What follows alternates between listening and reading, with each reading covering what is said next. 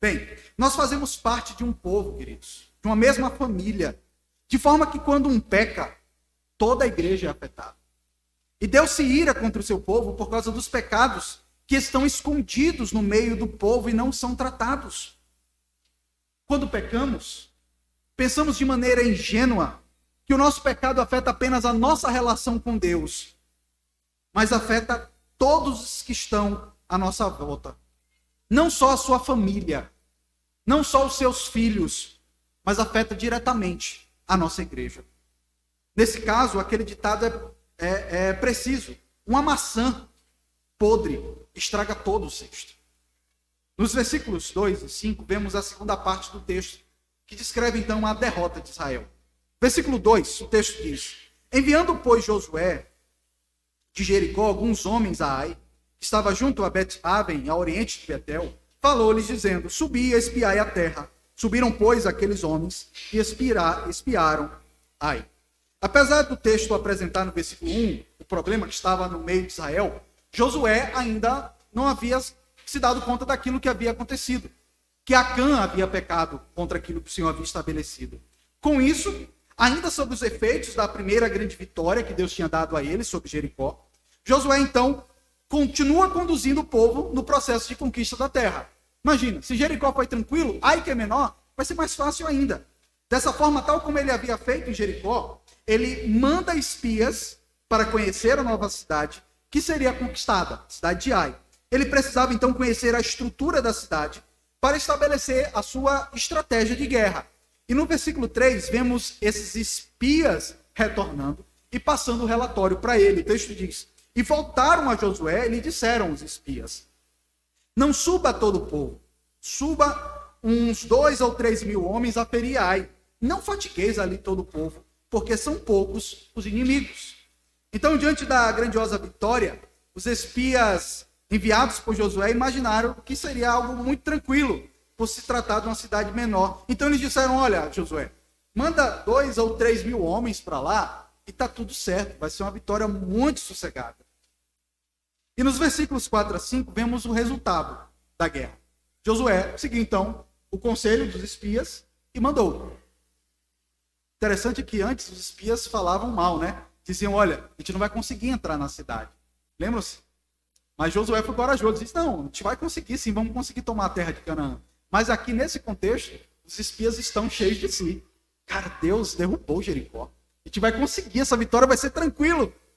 Mas então os versículos 4 e 5 dizem o seguinte: assim subiram para lá uns 3 mil homens, os quais fugiram diante dos homens de Ai. Ficaram com medo e saíram correndo. Os homens de Ai feriram deles uns 36. Ferir aqui é matar, tá? Mataram a 36. E os outros perseguiram, desde a porta até as pedreiras, e derrotaram na descida.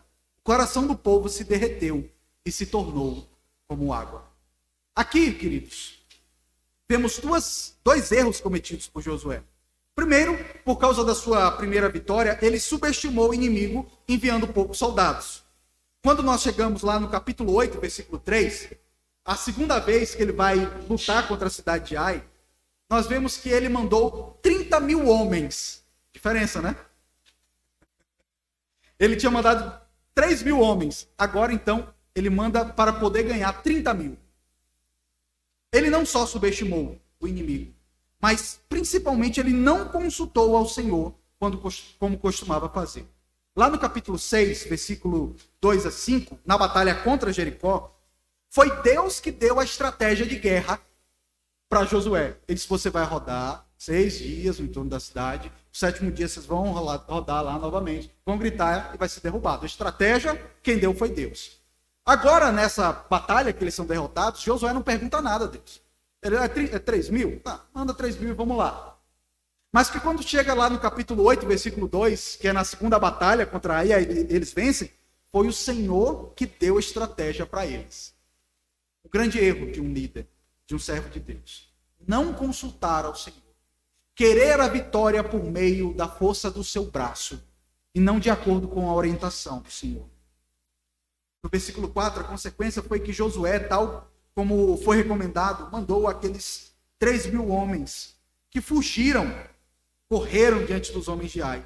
No versículo 5 nos é dito que 36 homens, possivelmente por serem homens de guerra, pais de família, morreram por causa do pecado de um só homem. Por causa do pecado de Acã, 36 pais de família morreram naquele dia. Quantas crianças ficaram órfãs por causa do pecado de Acã? E ao que parece, Ai ficava em um monte, e daí os israelitas, desde a porta da cidade de Ai até as pedreiras, tiveram que correr morro abaixo. Imagine, né? Você já está numa condição desfavorável. Se você vai invadir uma cidade que é alta, você já está numa condição desfavorável. Mas se essa cidade vem contra você, você sair correndo na ladeira, é feio o negócio. Muita gente caindo. Então, a consequência dessa derrota, no finalzinho do versículo 5, é descrito o seguinte: e o coração do povo se derreteu e se tornou como água. Eles não entenderam como tinham tido uma grande vitória sobre Jericó, e agora eles foram derrotados. Em Jericó, Deus estava com eles, mas em Ai, o Senhor não estava com eles. E quando Deus está conosco, meus irmãos, quando nós não estamos com Deus, melhor dizendo, até mesmo as pequenas batalhas nos derrubam e nos destroem. Lutas que nós dizemos, não, essa aqui eu passo tranquilo. Mas se Deus não estiver conosco, nós não teremos a vitória. É isso que o texto deixa bem claro. Então chegamos na terceira parte do texto, onde é disposto a oração de Josué.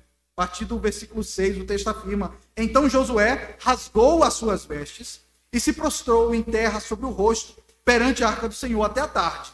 Ele e os anciãos de Israel, e deitaram pó sobre a cabeça. Vemos aqui a imagem desse servo de Deus em completo desespero. Josué e os demais líderes de Israel, os demais presbíteros de Israel, não estavam entendendo aquela derrota. Então ele vai ali junto com os anciãos, os presbíteros, rasgam as vestes, que era um sinal antigo de desespero, de tristeza, de indignação, se prostraram em terra sobre o rosto, cara no pó, e deitaram pó sobre a cabeça. E eles fizeram tudo isso perante a arca do Senhor. A arca do Senhor representava a presença de Deus no meio de seu povo. Então, os líderes de Israel aqui estão se humilhando no lugar certo, na presença de Deus. Eles não ficaram se lamentando, mas eles foram para a presença de Deus em oração. E diz o texto que eles ficaram bastante tempo, ficaram até a tarde. Talvez algumas horas, esses homens com a cara no pó, chorando, se humilhando diante do Senhor, se perguntando: Senhor, o que tem de errado conosco? O que está acontecendo? O Senhor nos abandonou? E é uma grande bênção, queridos, quando em meio às nossas derrotas, nós somos levados à presença de Deus, a nos humilharmos diante da presença dele e não questionar a ele, mas dizer: Senhor, que eu sofra a minha derrota aos teus pés. A minha dificuldade não me afasta de Deus, mas me leva para os pés do Senhor. Então, nos versículos 7 e 9, vemos o conteúdo da oração de Josué. O texto fala o seguinte: disse Josué, versículo 7, ah, Senhor Deus, por que fizeste esse povo passar o Jordão? Para nos entregares nas mãos dos amorreus? Para nos fazerem perecer? Tomara nos contentáramos com ficarmos além do Jordão. Ah, Senhor, que direi? Pois Israel virou as costas diante dos seus inimigos. O que Josué está falando é o seguinte, irmão: Senhor, o Senhor nos fez atravessar o Jordão de forma maravilhosa, para que a gente possa morrer aqui nas mãos desses homens ímpios. Nadar e morrer na praia. É isso? Isso, Senhor, seria melhor que o Senhor tivesse deixado a gente morrer antes do Jordão, do que o Senhor fazer todas aquelas coisas, abrir o Jordão, nos dar a vitória sobre o povo de Jericó, e agora então diante de Ai a gente perde. Agora a vitória fica mais feia assim. Então, no versículo 9, vemos que Josué era uma pessoa que sabia como orar. Ele diz o seguinte: ouvindo isso, Senhor, está orando aqui ainda, ouvindo isso, os cananeus e todos os moradores da terra nos cercarão e desarraigarão o nosso nome da terra. Ou seja, os outros inimigos, os povos que estavam ali, iriam ir contra eles. Lembremos, irmãos, que quando o povo de Deus chega diante de Jericó, o texto nos diz que o coração do povo de Jericó ficou mole de medo. E agora então, sabendo que o Deus de Israel não conseguiu dar vitória sobre o Deus de Ai, o que eles iam pensar? Vamos derrotar esse povo agora. Agora é a hora da gente. Eles perderam. A autoestima deles está lá embaixo. E ele está dizendo, Senhor, esse povo vai saber que tudo isso vai vir contra a gente. Mas aí tem uma pergunta de Josué, que é a grande questão aqui. Ele fala, e então, que farás ao teu grande nome? O argumento de Josué aqui é muito semelhante ao argumento de Moisés, quando o Senhor quis destruir o povo depois daquele episódio do bezerro de ouro. Deus disse que iria destruir aquele povo. E Moisés ora assim, Senhor, se o Senhor destruir esse povo, os egípcios vão dizer, olha, esse Deus desses israelitas conseguiu libertar eles daqui, mas não conseguiu sustentar eles no deserto. Foi esse o argumento de Moisés. E aí Deus então muda a sorte do povo. Agora Josué faz a mesma coisa. Senhor, se esse povo vier contra a gente e a gente perder a guerra, não vai ficar feio para a gente, vai ficar feia para o Senhor. Por quê? Não foi o Senhor que tirou a gente do Egito? Não foi o Senhor que disse que ia dar essa terra para a gente? E o Senhor não está dando. Vai ficar feio para quem? Para a gente? Não, vai ficar feio para o Senhor. O Senhor não é o Deus Todo-Poderoso? Aqui, meus irmãos, Josué argumenta com Deus, mostrando que no final das contas, o nome de Deus era o que estava em jogo. A glória do nome do Senhor era o grande ponto aqui. Deus, como que o seu nome vai ser glorificado entre os povos se nós formos destruídos? Lembrem-se, aqui é a igreja da antiga aliança. Se a igreja for destruída, como que haverão de ouvir a respeito da mensagem de esperança do Deus Criador dos céus e da terra? O que vai ser feito do teu nome, Senhor? Então, dos versículos 10 a 15, a quarta e última parte do nosso texto, vemos Deus respondendo à oração de Josué. O versículo 10 diz assim, então disse o Senhor a Josué, levanta-te, por que está prostrado assim sobre o rosto? Vemos que apesar de Deus estar irado com o seu povo, ele não abandonou. Isso se apresenta pelo fato de Deus ter escutado a oração de Josué. Deus simplesmente poderia ter abandonado o povo ali. Mas Deus então escuta a oração de Josué. E imagine a cena, irmão. Josué ali com a roupa rasgada, com a cara cheia de pó, com o rosto em terra. E de repente eles ouvem uma voz saindo ali do propiciatório, de cima da arca da aliança. Uma voz do Senhor dizendo, levanta. Ele estava abaixado porque ele estava orando. Então quando Deus manda ele levantar, o que Deus está dizendo é, para de orar agora. Para de orar. Meus irmãos, é no mínimo estranho Deus mandar o seu povo parar de orar. Raramente ele fez isso na Bíblia. Algumas vezes Deus chegou e disse, olha, não quero nem ouvir a oração de vocês.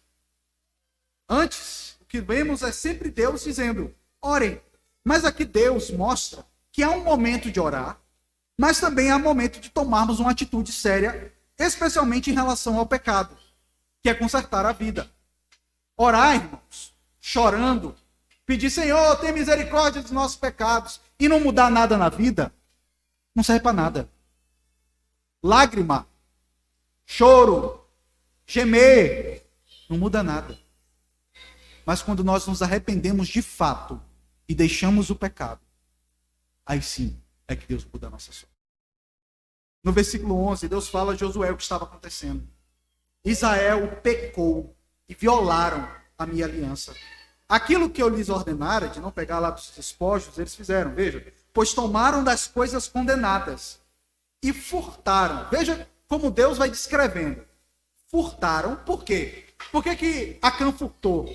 Porque o Senhor já havia dado a orientação de que aquilo tudo seria dele. Então, se tomou alguma coisa que pertence a Deus, é como o dízimo. Quando a gente não dá a Deus, a gente está roubando dele.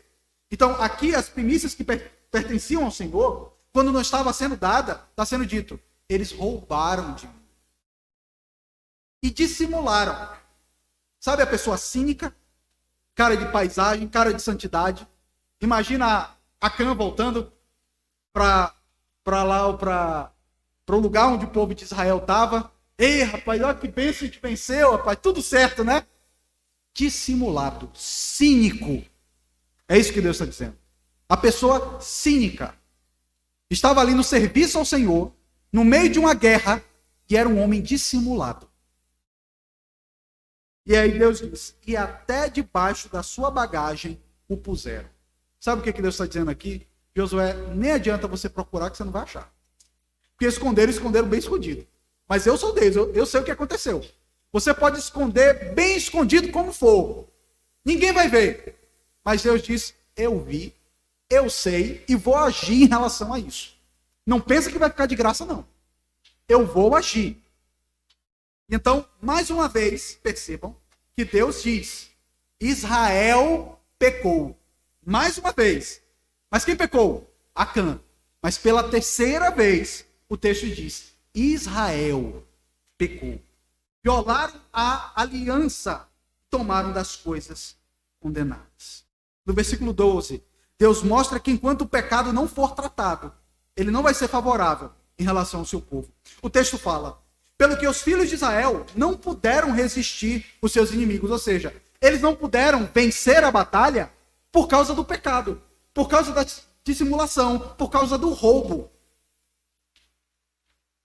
Viraram as costas diante dele, ou seja, ele saiu correndo diante dos inimigos. Porquanto Israel se fizera condenado, já não serei convosco, se não eliminardes do vosso meio a coisa. Com essas palavras, Deus mostra que aonde há pecados e não há arrependimento, e os pecados não são tratados, isso afasta a presença dele do meio do seu povo. Já não serei convosco, se não eliminardes do vosso meio a coisa roubada. Certamente, se Deus não tivesse com Israel, eles não teriam a mínima condição de vencer os seus adversários, irmãos. Eles não eram um povo de guerra, lembrem-se disso. Era um povo que perambulava 40 anos pelo deserto. Não era um povo de guerra, diferente das nações de Canaã, que eram guerreiros, batalhadores. Eles não iam conseguir absolutamente nada. Isso se aplica também ao contexto da igreja. Porque nós, povo da igreja, somos como cordeiros nesse mundo. A verdade, irmãos, é que se o Supremo Pastor não for conosco, Satanás peneira a gente. Lembra-se? Quando o Senhor falou isso para Pedro, Satanás quer destruir você, Pedro. E eu roguei por você. A verdade é que a igreja é um povo inofensivo, irmãos. A gente não tem poder para nada. O grande poder é do Senhor que está conosco. E se o Senhor disser que não vai mais conosco, nós estamos completamente enrascados. E se o pecado estiver no meio da igreja de Cristo, Cristo não caminha mais com esse povo. E o mundo também irá de obter a vitória sobre nós. Não só Satanás, mas o mundo também. No versículo 13, vemos que pelo fato do pecado ter alcançado uma dimensão pública, veja, foi um pecado que teve proporções grandiosas, ele deveria ser tratado publicamente. Deus manda Josué e todo o povo que havia pecado no meio deles. Deus manda Josué falar a todo o povo que havia pecado no meio deles. Veja, o versículo 13. Dispõe-te, santifica o povo e diz, santificai-vos para amanhã. Porque assim diz o Senhor, Deus de Israel, a coisa condenada no vosso meio, ó Israel. Enquanto o pecado estivesse ali, só haveria derrotas. Os vossos inimigos, diz o texto, aos vossos inimigos não podereis resistir, enquanto não eliminardes do vosso meio as coisas condenadas. Concluindo então o nosso texto, os versículos 14 e 15, Deus orienta Josué sobre um método para a descoberta do faltoso. Olha, você vai descobrir como é que vai ser, aonde que está esse problema, Josué. O texto afirma, pela manhã, pois, vos chegareis segundo as vossas tribos, e será que a tribo que o Senhor designar por sorte, se chegará. Lembrando que eram 12. Então, uma tribo ali já está, 11 tribos sendo eliminadas. E será que a tribo que o Senhor designar, por sorte, se chegará segundo as suas famílias? Então, os patriarcas chegando. E a família que o Senhor designar se chegará por casa. E a casa que o Senhor designar se chegará homem por homem. aquele que for achado com a coisa condenada, percebam, irmãos, será queimado, ele e tudo quanto tiver, porquanto violou a aliança do Senhor e fez loucura em Israel. Aquilo que está sendo descrito no versículo 14, de lançar sortes, consistia numa prática presente no Antigo Testamento, que era feito pelo sumo sacerdote, que era lançar o Urim e o Tumim, que eram duas pedras pelas quais o Senhor se manifestava ou revelava a orientação dele ao seu povo. Essa era uma antiga maneira que o povo de Deus utilizava, mas que naturalmente não se usa mais hoje, tá? Você não vai jogar búzios, jogar dado para descobrir o pecado do povo dentro da igreja. Aqui se aplica ao contexto daqui do Antigo Testamento. Mas uma dúvida é, por qual motivo Deus simplesmente não falou claramente com Josué que havia sido Acã o pecador? Olha, vai lá, porque Acã, esse soldado aí, foi lá e pecou contra mim. Porque Deus, que sabia o que ele tinha feito, não deu o nome dele. Possivelmente 3 motivos. Primeiro, Deus queria que o seu povo, visto que o pecado tomou proporções públicas, Deus queria que o seu povo se envolvesse no tratamento daquele pecado, para que o povo sentisse que o pecado de um afeta a todos. Segundo, aquela noite seria uma noite de autoexame para todos os israelitas, tal como os discípulos de Cristo falaram naquela noite que ele foi traído: sou eu, Senhor? Um de vocês irá me trair. Sou eu, Senhor? Fui eu que fiz alguma coisa de errado? Jesus sabia que era o traidor, irmãos. E mesmo assim não disse: Judas, você vai me trair, né? Não. Ele disse: um de vocês vai me trair. Mas em terceiro lugar, Deus deu uma última oportunidade para Acã confessar voluntariamente o seu pecado. E é muito bom, irmãos, quando o pecador confessa voluntariamente o seu pecado. Mas sabe o que depois disso tudo, de uma noite inteira, sabe o que foi que Acã fez? Nada. Pecado escondido, calado, não confessou, não tratou. E então, se Deus permitir, na próxima semana, teremos a continuação desse texto, como que o Senhor fez as tratativas com o seu povo em relação ao pecado de Acã. Eu quero concluir, irmãos, nessa primeira parte da nossa exposição, com 4 aplicações, como de costume. A primeira aplicação que eu tenho para trazer para nós é que os nossos pecados individuais afetam toda a igreja. Vimos aqui que o pecado de Acã afetou todo o povo de Deus, levando eles para uma derrota. Uma gota de um veneno poderoso pode matar uma pessoa. Um pouco de pecado destrói toda uma igreja. Acaba com todo um povo. Sabemos que Israel, no Antigo Testamento, aponta para o verdadeiro Israel de Deus, que são pessoas de todas as línguas, nações, que professam o nome de Jesus. Essa igreja é descrita como um corpo, em que há uma unidade em meio às diversidades dos seus membros. Lá na 1 Coríntios, capítulo 12, versículo 26, Paulo fala: se um membro sofre, todos sofrem com ele. E se um deles é honrado, com ele todos se regozijam. Isso mostra, irmãos, como nós estamos unidos. E diante desse fato, devemos saber que os nossos pecados individuais afetam diretamente a igreja. O nosso mau testemunho fora da igreja faz com que toda a igreja seja ridicularizada perante os incrédulos. Quando você apronta alguma coisa fora da igreja, vão passar na porta da igreja apontando: essa é a igreja de fulano. Péssimo testemunho.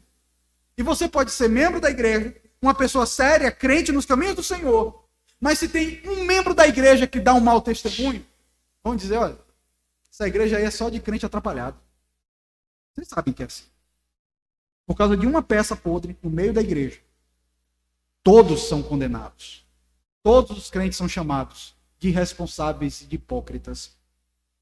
Mas o nosso pecado, pessoal, a nossa impiedade, arrogância, vaidade e até mesmo falta de perdão dentro da igreja faz com que haja divisões e o povo de Deus seja prejudicado. Então, fora da igreja, o nosso pecado prejudica a igreja. Dentro da igreja, o nosso pecado prejudica a igreja. Mas também o nosso pecado individual faz com que o rebanho de Deus tenha as suas bênçãos retidas. Israel seria abençoado por Deus ao receber a terra. Mas o pecado de Acã impediu isso. Muitas vezes, nós nos perguntamos: por que será que não há conversões na nossa igreja? Por que será que as pessoas não chegam na nossa igreja e não aprendem a amar aqui o povo de Deus? E o caminho mais fácil e covarde é colocar a culpa nos presbíteros, nos diáconos, e, claro, no pastor, no técnico do time. Eu não estou dizendo que os líderes não devam ser padrão para a igreja, viver em santidade e pregar para que a igreja seja cheia do Espírito Santo. Mas deixe-me falar de maneira bem clara, irmãos. Apenas líderes santos não fazem uma igreja santa. Esse é apenas o primeiro passo, mas não o único passo. Josué, líder do povo de Israel aqui, era um homem santo, um homem sério e íntegro, um homem cheio de fé. Quando ele viu os cananeus, ele disse: não, nós vamos vencer essa batalha. Mas a integridade de Josué não foi suficiente para que não viesse o juízo de Deus sobre o seu povo. Dessa forma, irmãos, nós devemos entender que para a nossa igreja, para que a nossa igreja seja abençoada, é necessário que cada crente esteja engajado na obediência ao Senhor e viver para a glória dele. Se uma andorinha só não faz verão, um pastor só não faz avivamento, um conselho orando diariamente não muda a história de uma igreja. Mas quando uma igreja por completo curva o seu rosto diante de Deus, se examina: Senhor, sou eu o traidor, sou eu que estou vivendo de maneira indevida. Enquanto isso não acontece, as bênçãos de Deus não são derramadas. As conquistas não chegam para nós. Porque Deus faz cessar a chuva. Deus faz cessar as bênçãos. A segunda aplicação que eu quero trazer para nós é que esse texto nos ensina muito sobre a teologia da oração. E nos mostra que ao orarmos devemos priorizar a glória de Deus. Descobrimos aqui o motivo pelo qual boa parte das nossas orações não são atendidas. Pois não pensamos em como aquilo que estamos pedindo irá glorificar o nome de Deus. Tiago diz na sua epístola, no capítulo 4, versículo 3, pedis e não recebeis, porque pedis mal, para esbanjardes em vossos prazeres. Percebam, irmãos, que Josué não argumentou com Deus. Deus, diante dessa derrota, o que vai acontecer conosco? Deus, a terra que o Senhor disse que ia dar para a gente. Não, percebam, irmãos, o argumento de Josué é o seguinte diante de Deus: Deus, e o teu nome? E a tua glória? Será que quando nós oramos, nós estamos preocupados com a glória de Deus? Ou nós estamos preocupados só com o nosso próprio bem-estar? Aprendamos a orar desse jeito. Porque foi assim, não só Josué orou, mas o Senhor Jesus Cristo nos ensinou a orar assim. Pai nosso que está no céu, santificado seja o teu nome. A primeira coisa que eu me preocupo, que eu quero, é que o nome de Deus seja santificado. Que as pessoas vejam como santo, santo, santo é o Senhor. Mas se o pecado está no nosso meio, nós começamos a orar de maneira egoísta, não pensando no povo de Deus. Às vezes oramos a Deus pedindo algo, e é como se falássemos a Deus: quero isso só porque quero. Por isso, quando nós oramos para que Deus nos abençoe de alguma forma, a primeira coisa que você pode e deve argumentar com Deus, até para que você saiba sondar o seu coração, é: quando você orar pedindo algo a Deus, a primeira pergunta que você deve fazer é: como que isso vai glorificar o nome do Senhor? Isso que eu estou pedindo a Ele. Deus, me dá um carro novo. Como que isso vai glorificar o nome do Senhor? Deus, faça com que o meu salário aumente. Como que isso vai fazer com que o nome de Deus seja mais glorificado? É basicamente isso. Porque dele, por ele e para ele são todas as coisas. Esse é o principal cuidado dos crentes. E isso deve nortear a nossa oração. A terceira aplicação que eu quero trazer a nós é que a oração não anula a nossa responsabilidade de ação. Vimos aqui que Josué estava orando, mas Deus mandou que ele agisse para tratar o pecado. Com isso nós aprendemos que a oração deve ser sucedida por atitudes diretas nossa contra o pecado. Buscar vencer o pecado, meus irmãos, sem orar, é pensar que você tem força, tem a força necessária para vencer o pecado.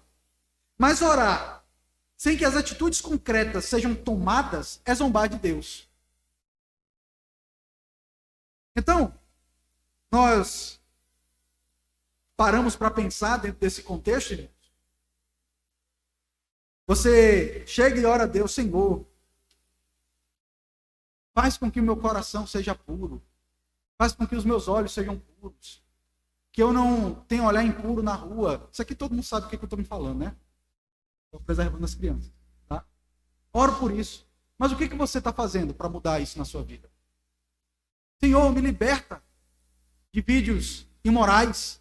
Tá bom, então, o que você está fazendo?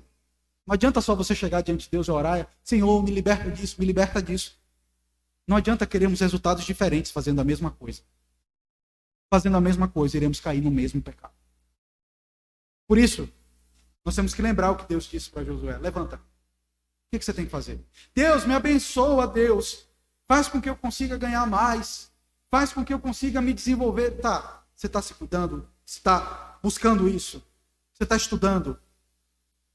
Senhor, me ajuda a passar no vestibular, me ajuda a passar no Enem. Você estudou, bonitão? Não adianta você ficar horas orando, pedindo a Deus que lhe abençoe na prova, se você não estudar. Não adianta. Deus não vai abençoar preguiçoso. Não vai. E Deus não vai abençoar, libertando do pecado, quem se deixa ser levado pelo pecado. Precisamos lidar com seriedade em relação a isso. Por isso nós devemos orar constantemente ao Senhor. E estarmos conscientes de que devemos ter atitudes concretas contra o pecado. Evite, meus irmãos, algumas amizades que podem te levar ao pecado. As más conversações, diz o apóstolo Paulo, corrompem os bons costumes. Evite ficar zanzando pela internet, expondo a todo tipo de coisa. Evite a cabeça ociosa. É melhor ir lavar um carro do que ficar com a cabeça sem fazer nada. Lavar uma varanda. Lavar um quintal. Se ocupe. Lutero dizia sabiamente que cabeça vazia é a oficina de Satanás. Então, não se deixe levar pelo pecado. Mas a minha quarta e última aplicação é que só há uma coisa que afasta a presença de Deus no meio do seu povo. E não é o pecado. Mas é o pecado onde não há arrependimento, onde não há tratamento e onde não há abandono desse pecado. E fique bem claro que o problema não é pecar. O problema é pecar e esconder, dissimuladamente, pensando que Deus é cego, pensando que Deus é bobo, pensando que Deus não vê. Ser dissimulado, fazer de conta que não houve nada e continuar no pecado. Vem para a igreja e vive do mesmo jeito. Não tratar isso diante de Deus. A Escritura fala na 1 de João, capítulo 1, versículo 9. Se confessarmos os nossos pecados, Ele é fiel e justo para nos perdoar os pecados e nos purificar de toda injustiça. Nos é dito ainda no Salmo 51, versículo 17, sacrifícios agradáveis a Deus são um espírito quebrantado, coração compungido e contrito, não desprezarás, ó Deus. Se nós pecarmos, mas se esse pecado for seguido por nos humilharmos na presença de Deus, buscarmos a Ele arrependimento, a palavra nos garante que Ele nos ouve, nos perdoa, nos levanta e nos dá um novo começo. Meus queridos, em Cristo, Deus nos dá o pleno perdão dos nossos pecados, se nos humilharmos diante dele. Mas se vivermos deliberadamente em pecado, diz o autor aos Hebreus, já não resta sacrifício, já não resta perdão. Devemos saber, meus irmãos, que assim como Josué se apresentou como um mediador entre Deus e o povo, aqui nessa ocasião, saiba que o nosso Josué, que é Jesus, se apresenta diante de Deus em favor de nós. E ele conhece os nossos pecados. Diferentemente de Josué, que não tinha como oferecer a sua própria vida para que houvesse perdão de pecados, Lembram-se? Esse foi o pedido de Moisés. Senhor, tira a minha vida, mas deixa esse povo. Continua com esse povo. Não tinha como Moisés ser esse homem. Porque apenas um é esse, que é o Senhor Jesus Cristo. Jesus é aquele que se apresenta diante do Pai. Não perguntando por que as coisas estão erradas, mas dizendo, eu sei o que está de errado, Pai. Mas eu morro na cruz do Calvário para que haja perdão. Diante disso, meus irmãos, primeira coisa que tem que ficar bem clara é que as bênçãos de Deus não serão derramadas sobre a nossa igreja enquanto pecados ocultos forem criados, cultivados, crescidos em nosso meio. Mas Deus, nessa noite, se apresenta como aquele que perdoa. Se confessarmos, Ele é fiel e justo. O nosso Josué, o nosso Jesus, se apresenta diante de Deus, dizendo, eu morri por eles. E então, certamente, com pecados tratados, a bênção de Deus recai sobre o nosso povo. Nossa igreja será ainda mais abençoada. Que o Senhor nos livre, irmãos, de pecados ocultos. Que o Senhor nos livre dessa desgraça. Que é vermos pessoas dentro da igreja fingindo ser crentes, mas que são dissimulados. Que estão com aquilo que é condenado, escondido, debaixo da sua bagagem. Mas Deus vê. Porque o seu pecado escondido, afunda a sua igreja. Mas se você se arrepender, Deus vai abençoar a sua igreja. Porque você teve a sua vida restaurada. O Senhor nos abençoe. Vamos orar. Senhor, nós como membros da igreja, como liderança, nós não conhecemos os pecados ocultos que podem estar no nosso meio. Nós nem fazemos ideia do que pode estar acontecendo.